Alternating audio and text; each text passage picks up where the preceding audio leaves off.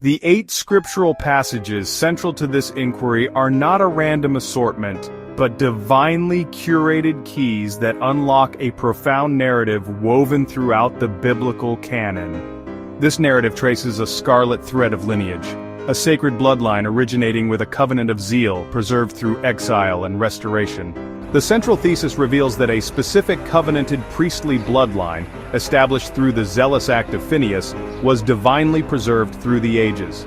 This lineage is identifiable by a unique patriarchal marker, the R1b Y-DNA haplogroup, and carries its legacy through a physical token of authority, the Urim Thummim.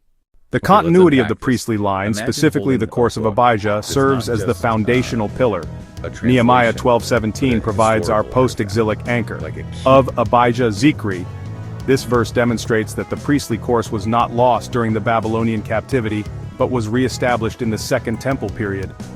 The name Zechri, meaning memorable or renowned, signifies that this specific priestly family was to be remembered by God for a future purpose. Centuries later, Luke 1:5 provides the prophetic culmination. There was a certain priest named Zacharias of the course of Abijah, father of John the Baptist. Haggai 2:18 commands us to remember the 24th day of the 9th month, a direct reference to the 24 priestly courses established by King David. Ezekiel's vision reveals 8 steps leading to the inner court, an unmistakable reference to the 8th priestly course of Abijah. Galatians 4:7 defines the ultimate fulfillment, so that thou art no longer a slave, but a son, and if a son, then an heir of God through Christ. Paul's mission was to disseminate the core truths that were once the guarded domain of the inner priestly caste, making this knowledge accessible to all nations. 1 John 4:8 reveals the central doctrine protected by the true priesthood. He who does not love has not known God, for God is love. 3 John speaks of preferring to communicate face to face rather than with paper and ink, signifying an inner circle where deepest truths are transmitted personally. Jeremiah 22:8 foretells a scattering that was not merely punishment, but a divine act of sowing the sacred seeds of priestly families among the nations. This diaspora transformed a geographically concentrated lineage into a genetically distributed one, preserving the covenanted bloodline by hiding it among the nations. The origin lies in 2 distinct covenants, the covenant of life and peace with Levi, and the specific covenant with Phineas, Aaron's grandson. Phineas, in an act of righteous zeal, executed judgment and stopped a divine plague, earning an everlasting covenant of priesthood. The authority of this priestly line was confirmed through the Urim and Thummim, not 2 separate stones but a singular object containing 2 stones in 12-karat gold. This was not merely ceremonial, but a functional tool for receiving infallible revelation from God, as when David inquired of the Lord.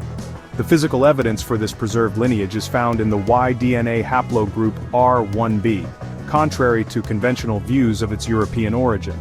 This haplogroup originated in Central Asia and the Middle East, carried by Abraham's descendants and later the dispersed tribes of Israel to Western Europe. While much attention has focused on the Cohen modal haplotype in J1 and J2 haplogroups, a critical anomaly provides the key to our mystery. There exists a distinct group of Kohanim who belong not to J1 or J2, but to the R1b haplogroup, representing the zealous Phinean line. The Book of Enoch provides a sweeping vision of Israel's history, depicting the faithful as sheep, while their oppressors are symbolized by wild beasts. The vision culminates in a great horn growing on one of the lambs, the blind sheep having their eyes opened, and a new house being built. The first prophetic fulfillment was John the Baptist, son of Zacharias of the course of Abijah, the direct genetic and spiritual heir to the covenants. His ministry, characterized by fiery zeal reminiscent of Phineas, prepared the way for the first advent of the Messiah. Scripture points to a second fulfillment in an end-time figure who will come in the spirit of Elijah to prepare the way for the second advent.